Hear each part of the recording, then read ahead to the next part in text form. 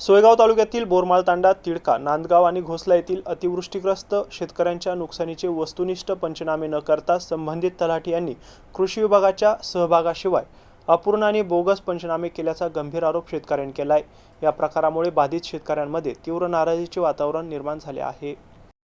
या तक्रारीची दखल घेत जिल्हा परिषद सदस्य आमखेडा गटाच्या पुष्पा काळे यांनी तहसील कार्यालय सोयगाव येथे भेट देऊन परिस्थितीची पाहणी केली आहे। यावेळी शेतकऱ्यांशी संवाद साधून त्यांनी संबंधित कागदपत्रांची तपासणी केली असता शेतकऱ्यांनी केलेले आरोप प्राथमिक पाहणीत सत्य असल्याचं निदर्शनास आलंय।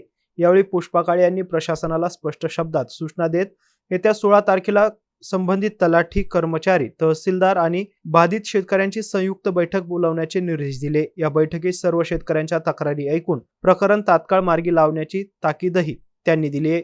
शेतकऱ्यांचे झालेले नुकसान योग्य पद्धतीने नोंदवून शासनाकडून मिळणारी मदत वेळेत मिळावी यासाठी प्रशासनाने पारदर्शक आणि वस्तुनिष्ठ पंचनामे करावेत अशी मागणी यावेळी शेतकऱ्यांनी केली आहे।